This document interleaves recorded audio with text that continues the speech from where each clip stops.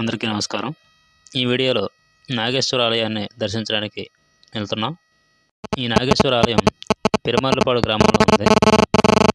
ఈ పెరుమాళ్లపాడు గ్రామం చేజర్ల మండలం, నెల్లూరు పొట్టి శ్రీరాములు జిల్లా, ఆంధ్రప్రదేశ్ రాష్ట్రంలో ఉంది. ఈ పెరుమాళ్లపాడు శివాలయం నెల్లూరు నుండి 62 కిలోమీటర్ల దూరంలో ఉంది.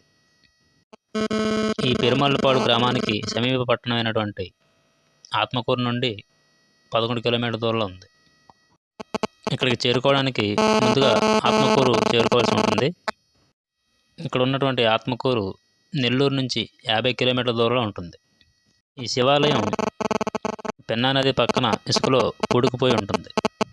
ఈ పురాతన శివాలయాన్ని దాదాపు 2000 సంవత్సరాల క్రితం నిర్మించబడి దాదాపు 80 సంవత్సరాలు పెన్నా నది ఇసుక కింద పూడుకుపోయి ఉండవచ్చని ఇక్కడ స్థానికుల కథ ద్వారా తెలిసింది. దాదాపు 80 సంవత్సరాలు పెన్నా నది ఇసుక కింద పూడుకుపోయిన శ్రీ నాగేశ్వర స్వామి ఆలయం ఇటీవల తవ్వకాల్లో బయటపడింది. ఇక్కడ మీరు బ్రిడ్జ్ పైన చూసినంతా కూడా ఎక్కడ కూడా నీటి జాడ అనేది ఎక్కువగా కనిపించడం లేదు. ఈ బ్రిడ్జ్ దాటిన తర్వాత మనం కొంచెం ముందుగా వెళ్ళి ఎడమవైపు తిరిగి మనకు దేవాలయానికి వెళ్ళడానికి మార్గాన్ని మనం చూడవచ్చు.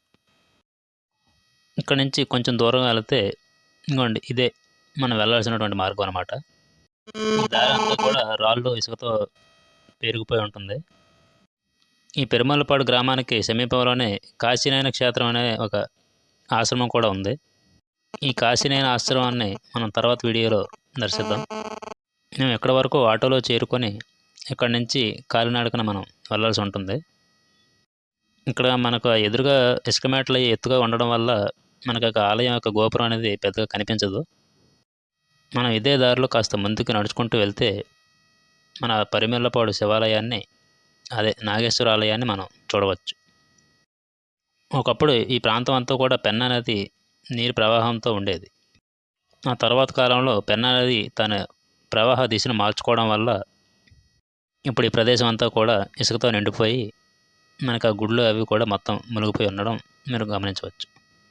మనకు ఎదురుగా కనిపిస్తున్న ఈ ఇసుక దెబ్బ ఎక్కి కిందకి దిగితే మనకు అక్కడ ఆ శివాలయం అనేది కనిపిస్తుంది. ఈ ఆలయం 200 లేదా 300 ఏళ్ల క్రితం నాటిదా కాదా అనే దానిపై ఇంకా చర్చ కొనసాగుతూ ఉంది. 1950 వరదల తర్వాత ఇటుక నిర్మాణం మరియు ఇసుక దెబ్బలలో మునిగిపోయి ఉండొచ్చని ఇక్కడ స్థానికుల యొక్క అభిప్రాయం.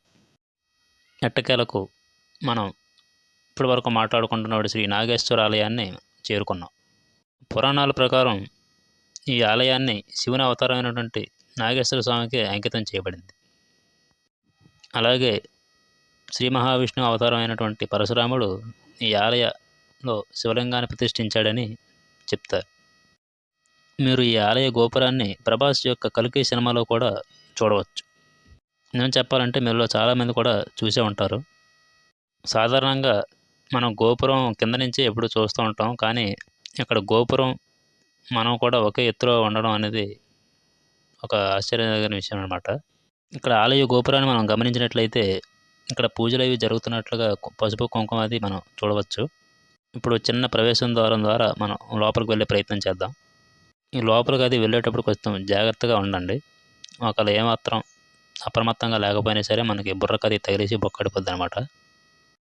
ఈ ఆలయంలో శివలింగాన్ని మీరు చూడవచ్చు. శివలింగానికి పువ్వులు అవి అంటే మరి పూజలు కూడా జరుగుతుండడం మనం గమనించాల్సిన విషయం. ఇంతటితో మన పెరుమాళ్లపాడు శివాలయ దర్శనం పూర్తయింది.